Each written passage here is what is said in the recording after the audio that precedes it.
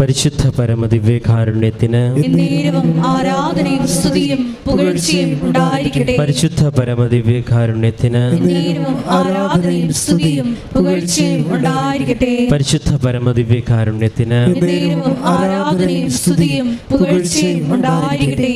നമുക്ക് കൃപാസനം പ്രത്യക്ഷീകരണ മധ്യസ്ഥ പ്രാർത്ഥന വിശ്വാസത്തോടെ ഏറ്റുചൊല്ലാം. അമ്മേ പരിശുദ്ധേ അമ്മേ, അമ്മേ പരിശുദ്ധ അമ്മേ, ദൈവമാതാവേ, കൃപാസനത്തിലൂടെ ഞങ്ങൾക്കും ഞങ്ങളുടെ ദേശത്തിനും അമ്മ മാധ്യസ്ഥം തേടി തന്ന എല്ലാ അനുഗ്രഹങ്ങൾക്കും കൃപകൾക്കും ഞങ്ങളിപ്പോൾ ഹൃദയം നിറഞ്ഞ നന്ദി പറയുന്നു.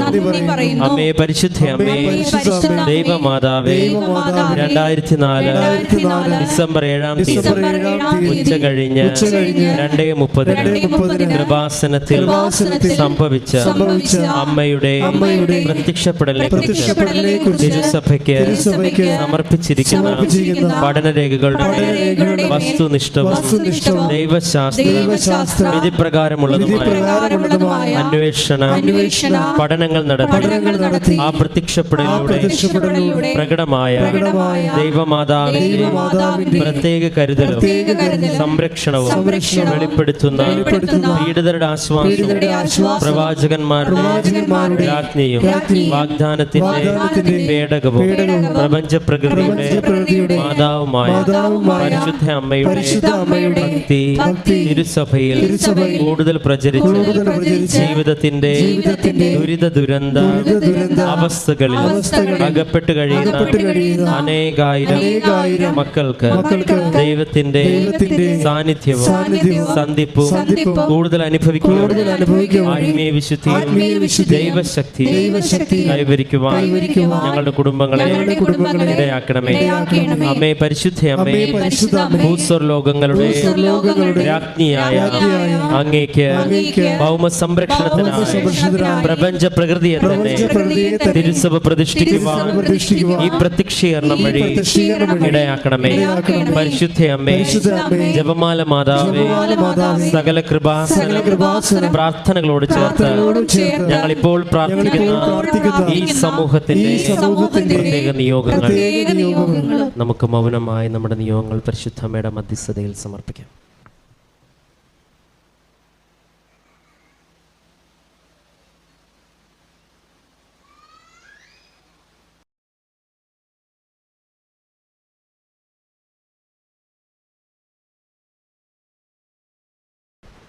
അമ്മയുടെ പ്രത്യക്ഷീകരണത്തിന്റെ ഈ അനുഗ്രഹവേളയിൽ ഞങ്ങൾക്ക് സാധിച്ചു തരുവാൻ കനിയണമേ.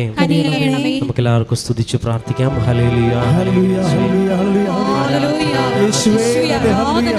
മഹത്വം മഹത്വം, ആരാധന ആരാധന, ഹല്ലേലൂയ, യേശുവേ നന്ദി, യേശുവേ ആരാധന, ഹല്ലേലൂയ, മഹത്വം മഹത്വം, ആരാധന ആരാധന, ഹല്ലേലൂയ, യേശുവേ നന്ദി, യേശുവേ ആരാധന, ഹല്ലേലൂയ, ഹല്ലേലൂയ, മഹത്വം മഹത്വം, ആരാധന ആരാധന, ഹല്ലേലൂയ, യേശുവേ നന്ദി, യേശുവേ ആരാധന, ഹല്ലേലൂയ.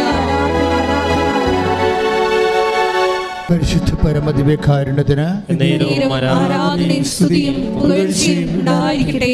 പരിശുദ്ധ പരമദിവ്യകാരുണ്യത്തിന് ആരാധനയും സ്തുതിയും പുകഴ്ചയും ഉണ്ടായിരിക്കട്ടെ. പരിശുദ്ധ പരമദിവ്യകാരുണ്യത്തിന് ആരാധനയും സ്തുതിയും പുകഴ്ചയും ഉണ്ടായിരിക്കട്ടെ. ഇരിക്കുക. എൻ്റെ പ്രിയപ്പെട്ടവരെ, നിങ്ങൾ സന്തോഷത്തോടെ ഇരിക്കണം. നമ്മുടെ ആസ്തി എന്ന് പറയണത് നമ്മുടെ ഉടമ്പടി അനുഭവങ്ങൾ തന്നെയാണ്. ഒരു ദിവസം മേജർ സാക്ഷ്യങ്ങൾ, മൈനർ സാക്ഷ്യങ്ങൾ ഒത്തിരിയേറെ ഉണ്ട്, 100 കണക്കിനുണ്ട്. പക്ഷേ മേജർ സാക്ഷ്യങ്ങൾ ഒരു 70% എബവ് ഉടമ്പടി കണ്ടൻ്റ് ഉള്ളത്. ആ സാക്ഷ്യങ്ങളാണ് നമ്മുടെ മെയിൻ ഓൾട്ടറെ പറയിപ്പിക്കുന്നത്. അത് തന്നെ ഒരു ദിവസം 10-20 വരും.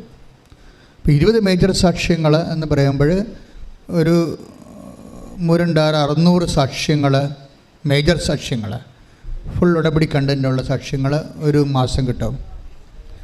അപ്പോൾ അതിൽ നിങ്ങളുടെ വിഷയങ്ങൾ ഏതെങ്കിലും സാക്ഷികൾ കൈകാര്യം ചെയ്ത് കാണാം. ദാറ്റ് മീൻസ് ഉടമ്പടി കൈകാര്യം ചെയ്യപ്പെടാത്ത യാതൊരു പ്രശ്നവും മനുഷ്യന് നിലനിൽക്കുന്നില്ല. Price the Lord. ഹല്ലേലൂയ. അതുകൊണ്ട് തന്നെ നിങ്ങൾ വളരെ നിശ്ചിതമായി ഉടമ്പടിയെ ജാഗ്രതയോടെ, ദൈവസ്നേഹത്തോടെ, ദൈവ മനസ്സ് ഇങ്ങനെ പൂ പോലെ വിരിയുന്നത് കണ്ടിട്ട് നിങ്ങളെങ്ങനെ ആന്തരിക അത്യാഹ്ലാദത്തോടെ വേണം സാക്ഷ്യങ്ങളിൽ സന്തോഷിക്കാൻ. സാക്ഷ്യങ്ങൾ നമ്മുടെ മുമ്പിലുള്ള കർത്താവിൻ്റെ സാന്നിധ്യത്തിൻ്റെ ഭാവപകർച്ചകളാണ്. അത് കണ്ടു കഴിയുമ്പോൾ നമുക്കൊരു പ്രത്യാശ വരും. എന്താണ്? കാലവിളംബമില്ലാതെ തന്നെ കർത്താവ് നമ്മുടെ കാര്യത്തിൽ ഇടപെടും. എപ്പോഴും വരുന്ന ഒരു വിഷയം മീൻസ് ഒരു ധ്യാന വിഷയമെന്ന് പറയുന്നത് ഈ കാലവിളംബം. ഇപ്പോൾ ഇന്ന് സുവിശേഷത്തിൽ അങ്ങനെ വായിച്ചിട്ടുണ്ട്. അതായത് കാലവിളംബം പ്രഖ്യാപിതമായി ദൈവത്തിൻ്റെ നയപരിപാടിയല്ല. പിന്നെ ആരാണ് കാലവിളംബം ഉണ്ടാക്കുന്നത്? It is we ourselves. നമ്മൾ ഉണ്ടാക്കുന്നതാണ്. ഉടമ്പടിക്ക് ഒരു കാലവിളംബം ഉണ്ടാകുന്നുണ്ടെങ്കിൽ അത് ഇറ്റ് ഈസ് അവർ പ്രോഡക്റ്റ്, നമ്മുടെ സൃഷ്ടിയാണത്. അതെങ്ങനെയാണ് കൈകാര്യം ചെയ്യേണ്ടതെന്നാണ് നിങ്ങൾ ഈ ഉടമ്പടി ധ്യാനത്തിൽ അന്വേഷിക്കേണ്ടത്. എങ്ങനെ ടൈം ഷോർട്ട് ചെയ്യാൻ പറ്റും? ടൈം ഷോർട്ടനിങ് എന്നുള്ളത് ദൈവത്തിൻ്റെ പോളിസിയുടെ ഭാഗമാണ്. പ്രഖ്യാപിതമായ ഒരു നയപരിപാടി ഉണ്ട് ഉടമ്പടിക്ക്. അതിൻ്റെ അകത്ത് ഒന്നാണ് റിസൾട്ടാണ് ടൈം ഷോർട്ടനിങ്. അത് സമയച്ചുരുക്കം. പക്ഷേ സമയച്ചുരുക്കം ചില ആൾക്കാർക്ക് സംഭവിക്കണില്ല എങ്കിൽ ബൈബിൾ പറയും ഇറ്റ് ഈസ് യുവർ ഡ്യൂട്ടി, നിങ്ങളുടെ ഒരു വിഷയമാണതെന്ന് പറയും. അപ്പം നിങ്ങളുടെ എന്ത് വിഷയമാണ്? ഇപ്പം നമ്മൾ 2 പത്രോസിൻ്റെ 3:8 വായിച്ച് ശ്രദ്ധിക്കട്ടെ. ഹല്ലേലൂയ. 2 പത്രോസ് 3:8-9 തിരുവചനങ്ങൾ. കാലവിളംബത്തെക്കുറിച്ച് ചിലർ വിചാരിക്കുന്നത് പോലെ പറഞ്ഞേ. കാലവിളംബത്തെക്കുറിച്ച് ചിലർ വിചാരിക്കുന്നത് പോലെ കർത്താവ് തന്റെ വാഗ്ദാനങ്ങൾ പാലിക്കുന്നതിൽ താമസം വരുത്തുന്നില്ല. ആരും നശിച്ചു പോകാതെ എല്ലാവരും അനുതപിക്കണമെന്ന് അവിടുന്ന് ആഗ്രഹിക്കുന്നത് കൊണ്ട് നിങ്ങളോട് ദീർഘക്ഷമ കാണിക്കുന്നുവെന്നേ ഉള്ളൂ. അപ്പോൾ ഒരു വ്യക്തിക്ക് ഇപ്പൊ കാലവിളംബം ഒന്നിനു വായിച്ചേ. കാലവിളംബത്തെക്കുറിച്ച് ചിലർ വിചാരിക്കുന്നത് പോലെ കാലവിളംബത്തെക്കുറിച്ച് ചിലർ വിചാരിക്കുന്നത് പോലെ കർത്താവ് തന്റെ വാഗ്ദാനങ്ങൾ പാലിക്കുന്നതിൽ താമസം വരുത്തുന്നില്ല. വാഗ്ദാനം പാലിക്കുന്നതിൽ ഒരു ഹെവൻലി കർത്താവിൻ്റെ ഒരു സ്റ്റാൻഡിങ് പോളിസി എന്ന രീതിയിൽ ഒരിക്കലും താമസം വരുത്തത്തില്ല. എന്തിനു വരുത്തണം? നിങ്ങളുടെ കണ്ണീരിൻ്റെ കാര്യങ്ങൾക്ക് ദൈവം താമസം വരുത്തുമ്പോൾ ദൈവം ഒരു സാഡിസ്റ്റായിട്ട് വരത്തില്ലേ? ദൈവം സാഡിസ്റ്റല്ലല്ലോ. ദൈവം സാഡിസ്റ്റൽ എന്നല്ലെന്ന് വെച്ചാൽ നമുക്ക് വേണ്ടി ജീവൻ പോലെ നമുക്ക് വേണ്ടി തൻ്റെ പുത്രനെ ഒരു take the bed of God. ശ്രദ്ധിക്കട്ടെ. ഹല്ലേലൂയ. അവനോടുകൂടെ സമസ്തവും നമുക്ക് നൽകപ്പെടുകയില്ല. ശ്രദ്ധിക്കട്ടെ. ഹല്ലേലൂയ. റോമ 8:32 സ്വപുത്രനെ പോലും ഒഴിവാക്കാതെ നമുക്കെല്ലാവർക്കും വേണ്ടി അവനെ ഏൽപ്പിച്ചു തന്നവൻ അവനോട് കൂടെ സമസ്തവും നമുക്ക് ദാനമായി നൽകാതിരിക്കുമോ? അപ്പോൾ അത് ദാനമാണ്, അത് മെറിറ്റ് അല്ല. ശരിക്കും പറഞ്ഞാൽ അത് ഗ്രേസ് ആണ്. ദൈവത്തിൻ്റെ പുത്രൻ്റെ കൂടെ പുത്രനെ പോലും ഒഴിവാക്കാതെ. അപ്പോൾ റോമ 8:32 മഹാവചനമാണ്. നമുക്ക് എല്ലാവർക്കും വേണ്ടി. അപ്പോൾ not only for Christians. Clear അല്ലേ? അത് നമുക്ക് എല്ലാവർക്കും വേണ്ടി എന്നാണ് പറഞ്ഞിരിക്കുന്നത്. അത് തന്നെ ക്രിസ്ത്യൻസിന് വേണ്ടി മാത്രമല്ല. ക്രിസ്തുവിനെ ദൈവം നൽകിയിരിക്കുന്നത് ആർക്ക് വേണ്ടിയാണ്? നമുക്ക് എല്ലാവർക്കും വേണ്ടി. കൈയടിച്ച് കർത്താവ്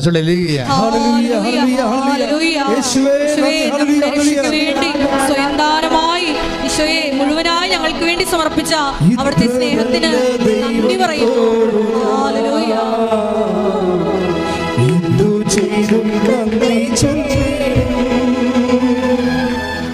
എന്റെ കൊച്ചു ജീവിതം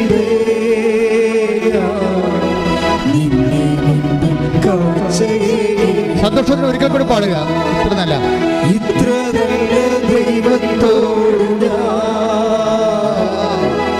എന്തു ചെയ്തും നന്ദി ചൊല്ലിടും. എന്റെ കൊച്ചു ജീവിതത്തെ നിന്നെ കാഴ്ചയേകി. പരിശുദ്ധ പരമദിവ്യകാരുണ്യത്തിന് എന്നേരവും ആരാധനയും സ്തുതിയും പുകഴ്ചയും ഉണ്ടായിരിക്കട്ടെ. ധ്യാനത്തിലൂടെ നമ്മൾ സഞ്ചരിക്കുമ്പോൾ പാട്ടുകൾ കേൾക്കും, നമ്മൾ പ്രാർത്ഥന പാടും, വചനം പ്രഖ്യാപിക്കും. ഇതെപ്പോഴെല്ലാം പരിശുദ്ധാത്മാവിനെ അതിശക്തമായി അഭിഷേകം നൽകാനുള്ള ഓരോ ജനലും വാതിലുമൊക്കെ നമ്മൾ തുറന്നിടുകയാണ്. അപ്പോഴും നിങ്ങൾ അതിലാണ് ശ്രദ്ധിക്കേണ്ടത്, അല്ലാതെ ചൂടാണല്ല ശോധം പതിരിക്കുന്നത്. നമ്മൾ ദൈവത്തിൻ്റെ തിരുസന്നിധിയിൽ ഇരിക്കുകയാണ്. ഏത് സമയത്തും അഭിഷേകം സംഭവിക്കാം. ഈ ദിവസങ്ങളിലൊക്കെ ഈ സമയത്തൊക്കെ അച്ഛനിലൂടെ കർത്താവ് സംസാരിച്ചുകൊണ്ടിരിക്കുമ്പോഴൊക്കെ നിങ്ങൾ പ്രാർത്ഥിച്ചിരിക്കണം, കർത്താവേ ദൈവസ്നേഹത്താൽ നിറക്കണമേ, കർത്താവേ വിശ്വാസത്താൽ നിറക്കണമേ, കർത്താവേ വിശ്വാസത്തെ സ്ഥിരപ്പെടുത്തണമേ, കർത്താവേ. അങ്ങനെ തീഷ്ണതയോടെ ഉത്സാഹത്തോടെ പ്രാർത്ഥിക്കട്ടെ. കർത്താവേ ദൈവസ്നേഹത്താൽ നിറക്കണമേ, കർത്താവേ വിശ്വാസത്തെ നിറക്കണമേ, കർത്താവേ വിശ്വാസത്തെ സ്ഥിരപ്പെടുത്തണമേ, കർത്താവേ എന്നെ ആത്മാവിനെ അഭിഷേകിക്കണമേ, കർത്താവേ. ശ്രുതിക്കട്ടെ. ഹല്ലേലൂയ, ഹല്ലേലൂയ. ഞങ്ങളിൽ ദൈവിക പുണ്യങ്ങൾ ആരാധനയുടെ യോഗ്യതയാൽ വർദ്ധമാനമാക്കുവാൻ കൃപയാകണമേ. ഹല്ലേലൂയ. എന്തു ചെയ്തും നന്ദി ചൊല്ലിടും. എന്റെ കൊച്ചു ജീവിതത്തെ നിന്നെ കാഴ്ചയേകി. സന്തോഷത്തോടെ ഇത്ര നല്ല ദൈവത്തോട് ഞാൻ എന്തു ചെയ്തും നന്ദി ചൊല്ലിടും. എന്റെ കൊച്ചു ജീവിതത്തെ നിന്നെ കാഴ്ചയേകി. ദൈവത്തിന് തോന്നണം. നമ്മുടെ ആരാധനയൊക്കെ കാണുമ്പോൾ ഇതൊരു മെക്കാനിക്കല്ല, ഇതൊരു അനോയിൻറ്റിങ് ആണെന്ന് തോന്നണം. രണ്ട് ഫോർമാറ്റിൽ നമുക്ക് ആരാധിക്കാം. മെക്കാനിക്കലായിട്ട് ആരാധിക്കാം. എന്ന് ഞാൻ നിങ്ങൾ പറയുന്നു, ഞാൻ തത്തമ്മെന്ന് പറയുന്നു, നിങ്ങൾ പൂച്ച എന്ന് പറയുന്നു, അങ്ങനെ പറയാൻ നമുക്ക് അത് മെക്കാനിക്കലാണ്.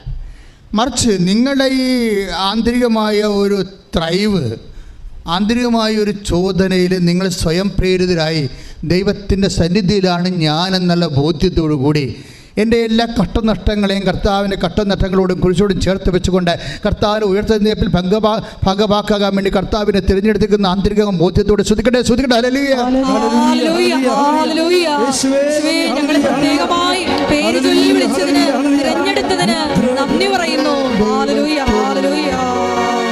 മഹത്വം, മഹത്വം.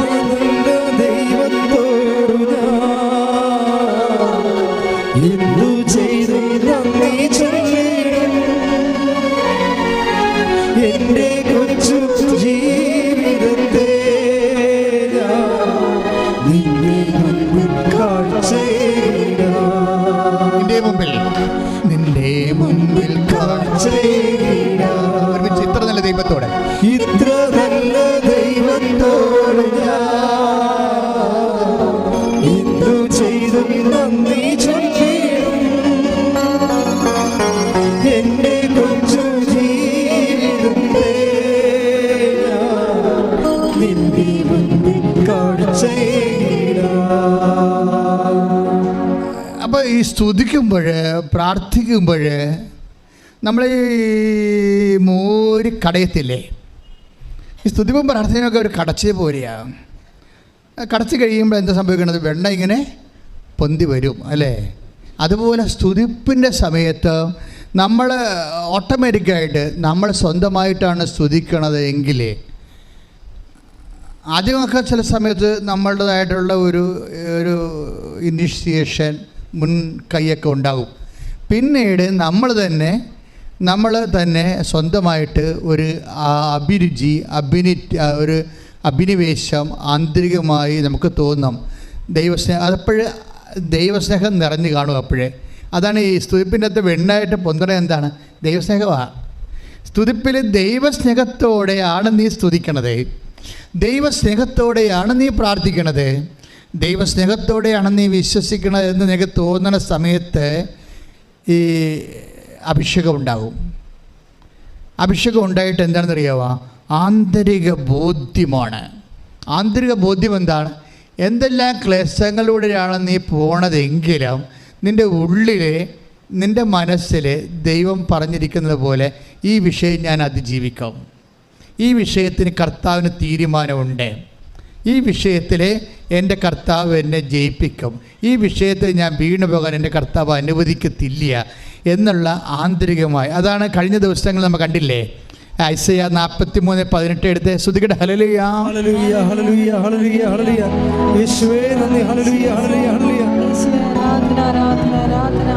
യേശയ്യാ 43:18 കഴിഞ്ഞ കാര്യങ്ങൾ നിങ്ങൾ ഓർക്കുകയോ പരിഗണിക്കുകയോ വേണ്ട. കഴിഞ്ഞ കാര്യങ്ങൾ നിങ്ങൾ ഓർക്കുകയോ പരിഗണിക്കുകയോ വേണ്ട. ഇതാ ഞാൻ പറഞ്ഞേ, ഇതാ ഞാൻ പുതിയ ഒരു കാര്യം ചെയ്യുന്നു, പുതിയൊരു കാര്യം ചെയ്യുന്നു. അത് മുളയെടുക്കുന്നത് നിങ്ങൾ അറിയുന്നില്ലേ? എന്ന് പറഞ്ഞ അത് മുളയെടുക്കുന്നത് നിങ്ങൾ അറിയുന്നില്ലേ? അപ്പോൾ നമുക്ക് സംഭവിക്കാൻ പോകുന്ന നന്മകളെ കുറിച്ച് നമുക്കൊരു മുന്നറിവ് കിട്ടുമെന്നാണ് പറയണത്. ഇതാണ് ദൈവാനുഭവത്തിൻ്റെ ഒരു പണി.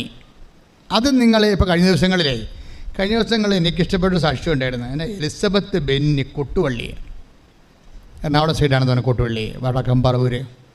ഇപ്പോൾ എലിസബത്ത് ബെന്നി കൊട്ടുവള്ളി, അത് എനിക്കിഷ്ടപ്പെട്ടൊരു സാക്ഷ്യമാണ്. അവിടെ സാക്ഷ്യം എനിക്ക് ഇഷ്ടപ്പെടാൻ കാര്യം എന്നറിയാമോ? അവിടെ ഉപജീവന മാർഗമെന്ന് പറയുന്നത് പപ്പടം ഉണ്ടാക്കി കൊടുക്കുന്നതാണ്. നിങ്ങൾക്കറിയാവില്ല, ഒരു പപ്പടം ഉണ്ടാക്കണത് കണ്ടു കഴിഞ്ഞാൽ നമുക്ക് സങ്കടം വരും. കുറേ ആ വട്ടത്തിലുള്ള പപ്പടം ആക്കിയെടുക്കണതിന് ഒരു പക്ഷേ അതിൻ്റെ അകത്ത് നമുക്ക് കിട്ടുന്ന പൈസയേക്കാളും നമ്മളൊരു 50 ഇരട്ടി അധ്വാനം അതിനകത്ത് കൊടുക്കണം. അത് ഏറ്റവും ഒരു സങ്കടം പിടിച്ചൊരു ജോലിയാണിത്. മറ്റു നമ്മൾ വേറെ കൂടെയൊക്കെ ഒട്ടിക്കണ കുഞ്ഞുപണിയൊക്കെ ഉണ്ടല്ലോ, അത്തരം കുഞ്ഞുപണികൾ എളുപ്പമല്ല. ഇത് നല്ല പാടുള്ള പണിയാണ്. ഇത് ഒട്ടിക്കണ ജോലി അവരുടെ ജീവിതമാർഗമാണത്, പപ്പടം ഉണ്ടാക്കുക എന്നുള്ളത്. പിന്നെ ഭർത്താവിന് ജോലിയുണ്ട്, അത് ഈ നാട്ടിലുള്ള ജോലിയാണ് ഉള്ളത്. പക്ഷെ ഒരു പ്രാവശ്യം കുഴപ്പമുണ്ടായി. കുഴപ്പമുണ്ടെന്ന് വെച്ച് കഴിഞ്ഞാൽ ഭർത്താവിന് മൂത്രത്തിൽ കിഡ്നിയിൽ കല്ല് വന്നപ്പോൾ ഭയങ്കര വേദന വന്ന് അവർ ഡോക്ടറിനെ കൊണ്ട് കൊടുത്തപ്പോൾ ഡോക്ടർ പറഞ്ഞു ഒരു കിഡ്നി മാക്സിമം പോയിരിക്കുകയാണ്, അതിൻ്റെ അകത്ത് നിറച്ച് കല്ലാണ്, അപ്പോൾ അതെടുത്ത് കളയണം മൊത്തം, പിന്നെ ഒരു കിഡ്നിയേ ഉണ്ടാകത്തുള്ളൂ. അതിൻ്റെ അകത്തൊരു കല്ല് വന്ന് ഇപ്പോൾ ഇരിപ്പുണ്ട്. അപ്പോൾ അങ്ങനെ ഒരു കിഡ്നി എടുത്ത് കളഞ്ഞു. നോക്കി, ഒരു കുടുംബത്തിൽ വരുമാനം ഉണ്ടാകുന്നത് ആളിന് അതിൻ്റെ കിഡ്നി പറഞ്ഞ് എടുത്ത് കളഞ്ഞു. ഇനി എന്താ പ്രശ്നം? ഇനി ഡയറ്റാണ്, പണ്ടാര ഡയറ്റായിരിക്കും. അപ്പോൾ അത് കഴിഞ്ഞിട്ട് ഒരു കല്ല് കൂടെ ഒരു കിഡ്നി എടുത്ത് കഴിഞ്ഞിട്ട് ഡോക്ടർ അടുത്ത കിഡ്നിയിൽ നിന്ന് ആ കല്ല് മാത്രം എടുത്ത് എന്തോ കീഹോൾ ചെയ്ത് അതും കളഞ്ഞു. പക്ഷേ ഡോക്ടർ പറഞ്ഞു ഇനിയുള്ള സമയമൊക്കെ വളരെ സൂക്ഷിക്കണം, ഭക്ഷണം, ഉറക്കം, പ്രഷർ ഉണ്ടാകരുത്, ക്രിയാറ്റിൻ കൂടരുത്, കുറേ നിബന്ധനകളൊക്കെ പറഞ്ഞു. ഈ പപ്പടക്കാരത്തിയോട് ഇതൊക്കെ പറഞ്ഞിട്ട് എന്ത് ചെയ്യാനാണ്? ഇരുന്നുരുകി മെഴുകുതിരി പോലെ തീർന്നു പോകുകയുള്ളൂ. ഈ മനുഷ്യരൊക്കെ ഈ ലോകത്ത് ജീവിക്കുന്നുണ്ട് കേട്ടോ. നിങ്ങളുടെ ഈ ഒരു കാര്യം നടന്നില്ലെന്ന് പറഞ്ഞ് മോന്തം കയറ്റി നടക്കരുത്. അതാണ് ഇത്തരം മനുഷ്യരൊക്കെ ഈ ഭൂമി ജീവിക്കുന്നുണ്ടേ. നിങ്ങളിങ്ങനെ എന്താ വെച്ചാൽ അയ്യോ അത് നടന്നില്ല, വിസ വന്നില്ല, പറമ്പ് വയ്ക്കാൻ പറ്റിയില്ല എന്ന് പറഞ്ഞുകൊണ്ട് നിങ്ങളുടെ കാര്യം ആനക്കാര്യമാണെന്ന് കർത്താവിൻ്റെ അടുത്ത് മുമ്പിൽ ഈ പന്നിയുടെ മോന്ത കാണിക്കരുത്. അടി പാർസൽ കിട്ടാൻ സാധ്യതയുണ്ട്. അതുകൊണ്ട് അതായത് അപ്പോൾ ഈ ചേച്ചി വന്നിട്ട് ഉടനെ ഉടമ്പടി എടുത്ത്, കാര്യം ഇനി നിലനിൽപ്പിലില്ല. ഉടമ്പടി എടുക്കാൻ കാരണമുണ്ട്, വെറുതെ ഉടമ്പടി എടുത്ത എല്ലാവരെയും. ഈ കിഡ്നി പോയി കഴിഞ്ഞപ്പോൾ പിന്നീട് ഒരു ദിവസം ഈ ഭർത്താവ് വീട്ടിലോട്ട് വരുമ്പോൾ ബെന്നി പറഞ്ഞു എടോ എനിക്കൊരു ശ്വാസം, ഞാൻ അണക്കണല്ലാടോ, എനിക്ക് ശ്വാസം മുട്ടണമല്ലാടോ എന്ന് പറഞ്ഞ്. എനിക്കൊന്നിട്ടേ ഒരു കിഡ്നി പോയി, മറ്റേ ഡയറ്റ്, ഇനിയിപ്പോൾ ഇയാളെന്താ പറയണത്? ശ്വാസം മുട്ടുന്ന. അതായത് 2 കുഞ്ഞുങ്ങളെ പോറ്റണ തള്ള ഇത് കേട്ട് കഴിഞ്ഞാൽ അപ്പം തന്നെ നമ്മുടെ പ്രഷർ അടിച്ച് നമ്മൾ വീണു പോകും. അപ്പോൾ ഈ ചേച്ചി പറയും സാരമില്ല, നമുക്ക് നാളെ ആശുപത്രിയിൽ പോകാം. അപ്പോൾ ആശുപത്രി ചെന്നപ്പോൾ ഡോക്ടർ പറഞ്ഞു ഇത് ആൻജിയോഗ്രാം ചെയ്യണം, പിന്നെ TMD ഒക്കെ എന്താണ് ഒരു മെഷീനൊക്കെ കയറ്റി ഓടിക്കത്തില്ലേ, TMD അതൊക്കെ ചെയ്ത് പിന്നെ ആദ്യമേ തന്നെ ഇവർ ECG ഒക്കെ എടുത്തു, അപ്പോൾ കുഴപ്പമായിരുന്നു. പിന്നെ TMD എടുത്തു, അപ്പം കുഴപ്പമായി. പിന്നെ അവരെ സ്കാൻ ചെയ്ത് അപ്പോൾ പറഞ്ഞു 4 ബ്ലോക്ക് ഉണ്ടെന്ന് പറഞ്ഞു. 4 ബ്ലോക്ക്. ഈ മനുഷ്യന് കിഡ്നി ഇല്ലാത്തൊരു മനുഷ്യന് 4 ബ്ലോക്ക്. അപ്പോൾ ഇനി എന്ത് ചെയ്യുക? പിന്നെ ഒരു കാർഡിയോളജിസ്റ്റ് അടുത്ത് പോയി. കാർഡിയോളജിസ്റ്റ് അടുത്ത് പോയപ്പോൾ കാർഡിയോളജിസ്റ്റ് അടുത്ത് പോകുന്നതിന് മുമ്പ് ഈ ചേട്ടത്തി വന്ന് ഉടമ്പടി ചെയ്യും. ആ ഉടമ്പടി ചെയ്യുന്ന സിറ്റുവേഷൻ കണ്ടില്ലേ നിങ്ങൾ? 4 ബ്ലോക്ക് ഉണ്ടെന്ന് പറയുന്ന സമയത്താണ് ഈ അനുദിന ജീവിതത്തിൽ പപ്പടം വിറ്റ് ഭർത്താവിന് ഇപ്പോൾ ജോലി ചെയ്യാൻ പറ്റണില്ല. പപ്പടം വിറ്റ് മാത്രം പപ്പടം ഉണ്ടാക്കി വിറ്റിട്ട് പിന്നെ ബാക്കിയുള്ള സമയത്ത് ആശുപത്രി കൊണ്ടുപോകും, ഡോക്ടറിനൊക്കെ കാണിക്കും, ഇങ്ങനെ ജീവിക്കുകയാണ്. ഇതിന് ഉടമ്പടി ചെയ്തപ്പോൾ ഇവർക്ക് ഒരു ഉറപ്പായി. ഉടമ്പടി ചെയ്ത് മാതാവിൻ്റെ മുമ്പിൽ കണ്ണീരിട്ടപ്പോൾ തന്നെ ഞാനീ പറഞ്ഞ പോലെ സംഭവം നടന്ന് എന്താണ്, ഈ വിഷയം അമ്മ ഏറ്റെടുക്കുവന്ന് അമ്മ ഒരു നോട്ട് കൊടുത്തു അവൾക്ക്. അപ്പോൾ ഒരു ധൈര്യം കിട്ടി. കാര്യമില്ലേ ശരിക്കും പറഞ്ഞാൽ ബന്ധുക്കളെ സ്വന്തപ്പെട്ടവരൊക്കെ അപൂർവമാണ്, അവർക്ക് സഹായിക്കാൻ പറ്റിയ കണ്ടീഷൻസ് അല്ല. ഈ കിഡ്നി എടുത്തപ്പോൾ തന്നെ 3 ലക്ഷം രൂപ പോയി. അതിൻ്റെ കടം ഇപ്പോഴും തീർന്നിട്ടില്ല. അതിനിടയ്ക്കാണ് ഇപ്പോൾ ഹാർട്ടും പോയിരിക്കണത്. അതിനിടയ്ക്കാണ് വന്ന് ഇപ്പോൾ ഉടമ്പടി എടുത്തിരിക്കണത്. ഉടമ്പടി എടുത്തു കഴിഞ്ഞപ്പോൾ അവർക്ക് അമ്മ ഒരു തോണ്ടിയിട്ടുണ്ട് എവിടെയോ ഉള്ളിൽ. അതോടുകൂടി ഇവർക്ക് മനസ്സിലായി അമ്മ ഇത് എവിടെയെങ്കിലും കൊണ്ടേ കെട്ടുമെന്ന് മനസ്സിലായി. അത് ആന്തരികമായ ബോധ്യമുണ്ട്. അതാണ് ഈ വചനം പറയണത്. എന്താണ്? ഒരു പുതിയ കാര്യം പറഞ്ഞ വാച്ചോളൂ. ശ്രുതികടെ ഹല്ലേലൂയ. ഇതാ ഞാൻ പുതിയ ഒരു കാര്യം ചെയ്യുന്നു. അത് മുളയെടുക്കുന്നത് നിങ്ങൾ അറിയുന്നില്ലേ? അപ്പൊ നമ്മൾക്ക് അറിയാൻ പറ്റും. മനസ്സിലായില്ലേ? നിങ്ങൾക്ക് നിങ്ങളൊരു നിലനിൽപ്പിന് ഇപ്പം നിങ്ങൾ എന്ത് വിഷയമായാലും ഉടമ്പടിയിൽ വരുന്ന വിഷയങ്ങൾ നിങ്ങൾക്കറിയാം. ഇത് പകുതി മുക്കാലും നോട്ട് ബൈ മെറിറ്റിലേ വരത്തുള്ളൂ. നോട്ട് ബൈ മെറിറ്റ് എന്ന് പറഞ്ഞാൽ എന്താണ്? നിങ്ങളുടെ യോഗ്യതയിലും അത് കോമൺ സെൻസിലും റീസണബിളായിട്ട് ഒന്നും വരത്തില്ല. റീസണബിളായിട്ട് നടക്കാത്ത ചില കാര്യങ്ങളാണ് ഉടമ്പടിയിൽ വരണത്. ഇപ്പം തന്നെ ഇന്നലത്തെ ഒരു സാക്ഷ്യം എന്ന് വെച്ചാൽ മാൾട്ടായുടെ ഉടമ്പടിയാണ്, മാൾട്ടായുടെ വിസയാണ്. പക്ഷെ പൈസയൊക്കെ കൊടുത്തു, പിന്നെ പൈസ തിരിച്ച് വാങ്ങിച്ച്. പൈസ കൊടുത്തപ്പോൾ പിന്നെ അത് മനസ്സിലായി തട്ടിപ്പാണ് വെട്ടിപ്പാണെന്ന് പറഞ്ഞ് ഇവർക്ക് ആരാണ്ടൊക്കെ പറഞ്ഞു കൊടുത്ത് തല കയറ്റി പ്രാന്ത് പിടിപ്പിച്ച് അവസാനം പൈസ എങ്ങനെ തല ഊരിയെടുക്കാൻ വേണ്ടി പിടിച്ച് മേടിച്ചവർ ഏജൻറ്റിക്ക് എന്ന് പിടിച്ച് മേടിച്ച് ഏജൻറ്റ് പൈസ തിരിച്ച് കൊടുക്കുകയും ചെയ്ത്. പക്ഷേ ഉടമ്പടി കിടപ്പുണ്ടായിരുന്നു. ഈ ചിലർക്ക് വരുന്ന ഒരു അബദ്ധം എന്തറിയാമോ? ഉടമ്പടി ഇടുകയും ചെയ്യും, നാട്ടുകാർ പറഞ്ഞാൽ കേൾക്കുകയും ചെയ്യും. അവിടെയാണ് കുഴപ്പം പറയുന്നത്. അപ്പോൾ നിങ്ങൾ ഉടമ്പടിയിലല്ല. ഉടമ്പടി വെച്ചിരിക്കുന്ന വിഷയത്തിന് ദൈവദത്തമായൊരു മറുപടി കിട്ടുന്നവരെ മനുഷ്യന്മാരുടെ മറുപടികൾ തേടിയെടുത്താൽ നിങ്ങൾ ഉടമ്പടി സെൽഫ് ബ്രേക്ക് ആകും. ഉടനെ തന്നെ സെൽഫ് ഗോൾ അടിക്കത്തില്ലേ? ചില ആൾക്കാർ അവിടെ പോസ്റ്റ് തന്നെ ഗോൾ അടിക്കത്തില്ലേ? എന്നിട്ട് ശത്രുക്കൾക്ക് എന്ത് പോയിൻ്റ് കൊടുക്കത്തില്ലേ? അതുപോലെ നിങ്ങൾ ഉടമ്പടി ഇരിക്കുമ്പോൾ വഴിയെ പോണവരൊക്കെ പറയണതൊക്കെ കേട്ട് നിങ്ങൾ മനസ്സ് ചാഞ്ചല്യത്തോടു കൂടി ഏതിന് പെരുമാറിയാൽ ഉടമ്പടി ബ്രേക്കാവും. പക്ഷേ ദൈവത്തിൻ്റെ ഒരു പ്രശ്നമുണ്ടെന്ന് വെച്ച് കഴിഞ്ഞാൽ ദൈവത്തിന് നമ്മളെ വിശ്വസ്തതക്കുറവ് കാണിച്ചാലും ദൈവത്തിൻ്റെ ഈ സ്വഭാവത്തിൽ വിശ്വസ്തതക്കുറവില്ല. അതാണ് നമ്മൾ അവിശ്വസ്തരായിരിക്കുമ്പോൾ ടെക്തപ്പെടുമ്പോൾ ശ്രുതിക്കട്ടെ ഹല്ലേലൂയ ഹല്ലേലൂയ ഹല്ലേലൂയ ഹല്ലേലൂയ ഹല്ലേലൂയ യേശുവേ നന്ദി ഹല്ലേലൂയ ഹല്ലേലൂയ ശക്തമായി ശ്രുതിക്കട്ടെ. 2 തിമോത്തി 2:13 2 തിമോത്തി 2:13 നാം അവിശ്വസ്തരായിരുന്നാലും അവൻ വിശ്വസ്തനായിരിക്കും. ഒന്നിനി പറഞ്ഞേ. നാം അവിശ്വസ്തരായിരുന്നാലും അവൻ വിശ്വസ്തനായിരിക്കും.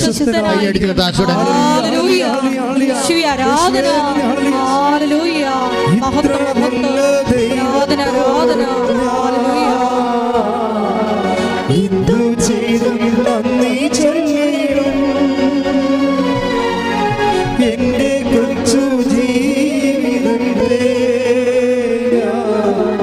നിന്റെ മുമ്പിൽ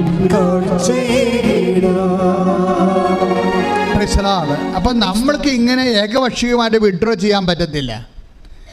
ഏകപക്ഷീയമായി നമ്മൾ വിഡ്രോ ചെയ്താലും ഉടമ്പടി നിലവിലുണ്ടാകും അവിടെ. അതെപ്പോഴും നമ്മൾ ശ്രദ്ധിക്കണം. കാര്യം എന്താണ്? അത് 2 തിമോത്തി 2:13 നമ്മൾ അവിശ്വസ്തരായിരുന്നാലും അവൻ വിശ്വസ്തനായിരിക്കും. അപ്പൊ ഈ അവിശ്വസ്തത അങ്ങനെ വന്നത് എങ്ങനെയാണ്? ഈ മാൾട്ടാക്കാരത്തേക്ക് എങ്ങനെ അവിശ്വസ്തത വന്നത്? ആരുടെയൊക്കെ കാര്യം പറഞ്ഞു മാൾട്ടായിൽ ഇപ്പം എങ്ങനെ പ്രശ്നമാണ്. അവിടെ ഇപ്പോഴും ഏജന്റുമാർ പറ്റിക്കുന്നുണ്ട്, അക്കോമഡേഷൻ ഇല്ല, ഭക്ഷണമില്ല, അവിടെ ചെല്ലുമ്പോൾ ചിലപ്പോൾ ജോലി കിട്ടില്ലെന്ന് വരുമോ എന്നൊക്കെ പറഞ്ഞപ്പോൾ ഭ്രാന്ത് പിടിപ്പിച്ചു. ഈ പ്രാർത്ഥിക്കാത്തവരെ ഭ്രാന്ത് പിടിപ്പിക്കാൻ പറ്റും നമുക്ക്. ഉടമ്പടിയിലുള്ള ഞങ്ങൾ എന്തുകൊണ്ടാണ് ഉടമ്പടിയിൽ നിങ്ങളെ പ്രെയർ ലൈഫ് കണ്ടിന്യൂ ചെയ്യാൻ പറയണത്? നിങ്ങൾ പ്രെയർ ലൈഫിലല്ലെങ്കിൽ നിങ്ങൾ സാധാരണ സെക്കുലർ പേഴ്സണാണ്. സെക്കുലർ പേഴ്സണെ ഭ്രാന്ത് പിടിപ്പിക്കാൻ പറ്റും. ആരെങ്കിലുമൊക്കെ എന്തെങ്കിലുമൊക്കെ സ്ക്രൂ ചെയ്താൽ മതി. ഇങ്ങനെയുള്ള ഓരോ നുണയൊക്കെ പറഞ്ഞു കഴിഞ്ഞാൽ നിങ്ങൾ ഉടനെ തന്നെ വിഷമിച്ചിട്ട് അയ്യോ കാശും പോയില്ല എന്ന് പറയും. അങ്ങനെ ഇവർ കാശ് തിരിച്ച് മേടിച്ച് 2 ദിവസം കഴിഞ്ഞപ്പോൾ എന്നാ പറ്റി? ഏജൻറ്റ് വിളിച്ചു. ഏജൻറ്റിനുമായിട്ട് തന്തക്കൊക്കെ വിളിച്ചാണ് കാശ് മേടിച്ചിരിക്കണം, അറിയാമോ? മനസ്സിലായില്ലേ? വെറുതെ കാശ് കിട്ടത്തില്ല. അയാൾ സർവീസ് ചാർജ് പോലും എടുപ്പിക്കാതെ അയാളെ കൊണ്ട് കഴുത്തിന് പിടിച്ചാൽ കാശ് വാങ്ങിച്ചവരെ. ഇപ്പം എന്നാ പറ്റിയിരിക്കണത്? കർത്താവ് നമ്മൾ അവിശ്വസ്തരായി. നാട്ടുകാർ പറഞ്ഞ കേട്ട് കാശ് വാങ്ങിച്ചു. ഉടമ്പടിയൊക്കെ മറന്നുപോയി. ഉടമ്പടി നിങ്ങൾ മറക്കണ കൊണ്ടാണല്ലോ നാട്ടുകാർ പറഞ്ഞിട്ട് കാശ് മേടിക്കണേ.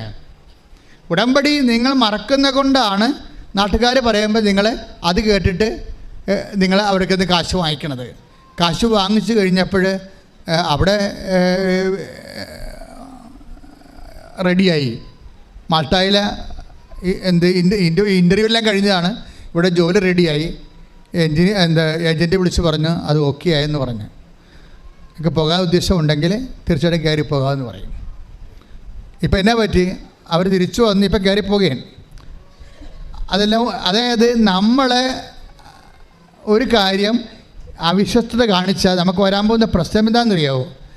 വലിയ പ്രശ്നങ്ങൾ. ഈ ഉടമ്പടി ഇരുന്നതിന് ശേഷം നമ്മളിങ്ങനെ പഴയ ഉടമ്പടി എടുക്കാത്തതായിട്ടുള്ള രീതി ജീവിച്ചിട്ട് നാട്ടുകാർ പറയണ കേട്ടിട്ട് നമ്മൾ ചാഞ്ചലചിത്തരായി കഴിഞ്ഞാൽ ഉണ്ടാകുന്ന പ്രശ്നം ഈ അവിശ്വസ്തത നമ്മുടെ ഭാഗത്തു നിന്ന് ഉണ്ടാകുമല്ലോ.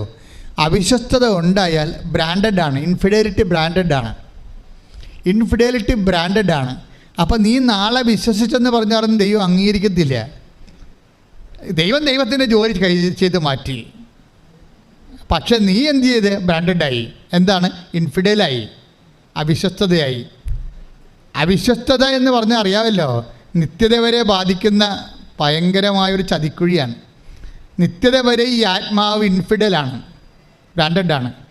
ഇൻഫിഡൽ എന്ന് പറഞ്ഞാൽ അറിയാമല്ലോ, വ്യഭിചാരികൾ എന്നൊക്കെ പറഞ്ഞിട്ട് അവിശ്വസ്തർ, പിന്നെ തീത്തടാകം എന്നൊക്കെയാണ് പറയണത്. ടേക്ക് ഇവിടെ പഠിച്ചിട്ട് ഹല്ലേലൂയ ഹല്ലേലൂയ ഹല്ലേലൂയ ഹല്ലേലൂയ ഹല്ലേലൂയ യേശുവേ നന്ദി, യേശുവേ സ്തുതി. ഹല്ലേലൂയ ഹല്ലേലൂയ ഹല്ലേലൂയ ഹല്ലേലൂയ ആരാധന ഹല്ലേലൂയ ഹല്ലേലൂയ ഹല്ലേലൂയ ആരാധന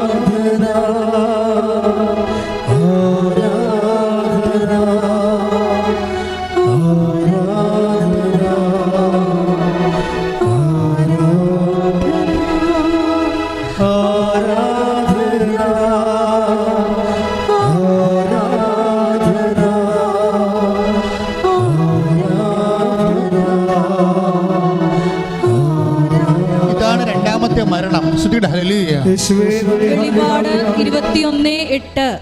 വെളിപാട് 21:8.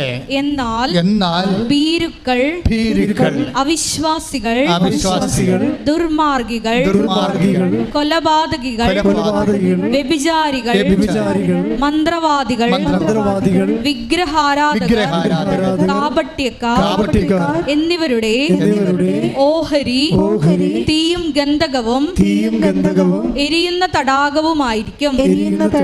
ഇതാണ് രണ്ടാമത്തെ മരണം.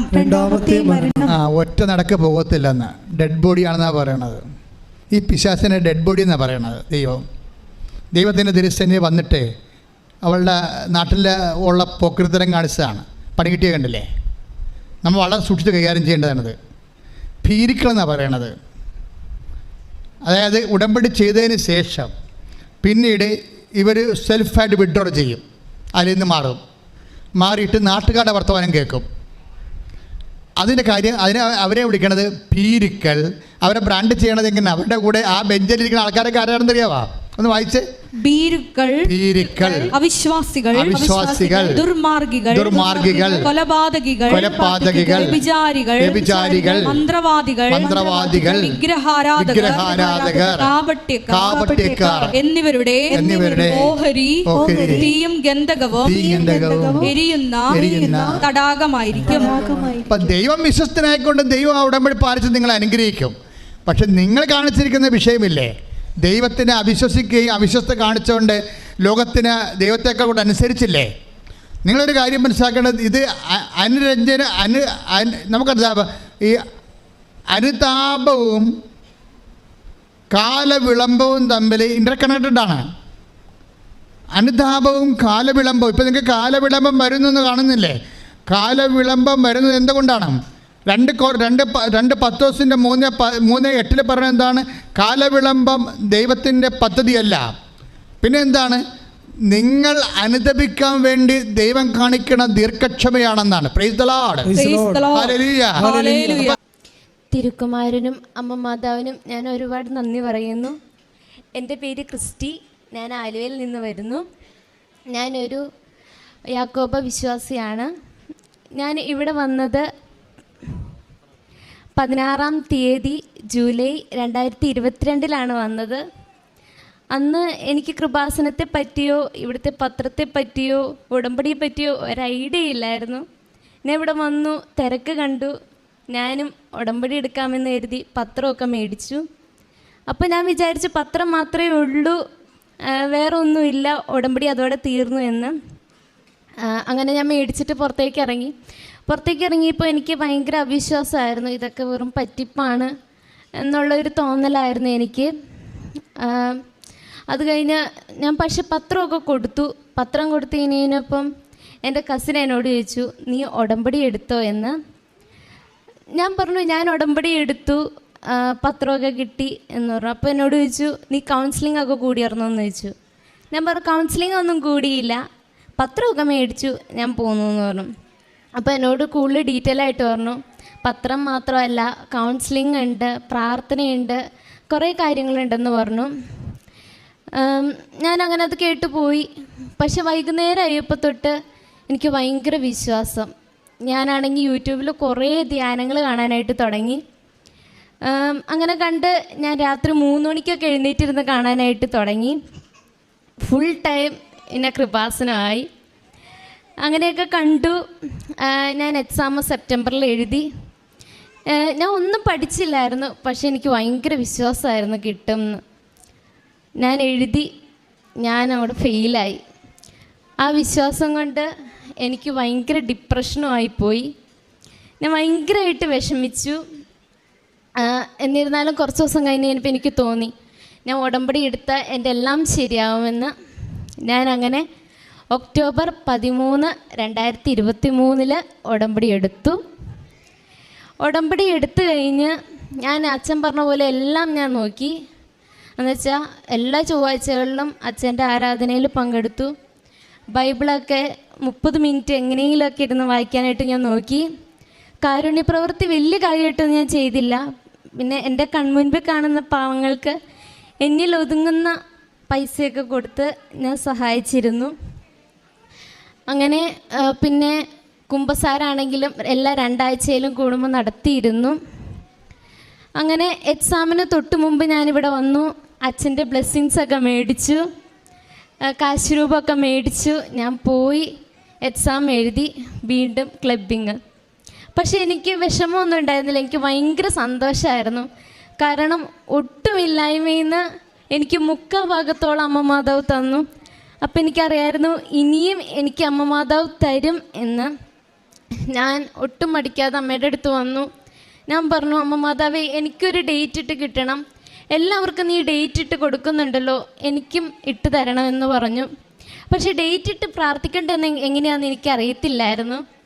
ഞാൻ പക്ഷേ കുറേ ഇങ്ങനെ സാക്ഷ്യങ്ങൾ കണ്ടു. അപ്പോൾ കുറേ പേരിട്ടത് കണ്ടു. പക്ഷേ ഞാൻ ഡേറ്റ് ഇടാൻ മറന്നുപോയി.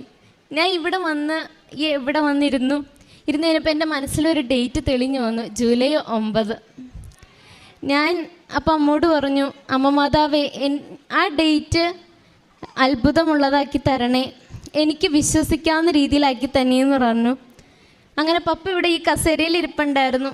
ഞാൻ പപ്പയുടെ അടുത്തൊന്ന് ചോദിച്ചു, പപ്പ ഒരു ഡേറ്റ് പറഞ്ഞേന്ന് പറഞ്ഞു. പപ്പയും സെയിം ഡേറ്റ് തന്നെ പറഞ്ഞു, ജൂലൈ 9. ഞാൻ വീട്ടിൽ ചെന്ന് പറഞ്ഞു, അമ്മ മാതാവിൻ്റെ അടുത്ത് ഞാൻ ചെന്ന് ഡേറ്റ് ചോദിച്ചു. എനിക്കൊരു ഡേറ്റ് തന്നു, അത് ഇന്ന ഡേറ്റാന്ന് പറഞ്ഞു. അപ്പോൾ വീട്ടിലുള്ളവരും പറഞ്ഞു, ഞങ്ങളും അത് തന്നെയാണ് വിചാരിച്ചിരുന്നേ, ആ ഡേറ്റ് തന്നെയാന്ന് പറഞ്ഞു.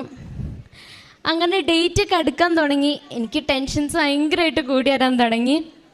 ജൂലൈ 9 ഡേറ്റ് ഇല്ലായിരുന്നു, ജൂലൈ 8 ഡേറ്റ് ഉണ്ടായിരുന്നത്. ഞാൻ ആ ഡേറ്റ് അങ്ങോട്ട് എടുത്തു, എക്സാം എഴുതി.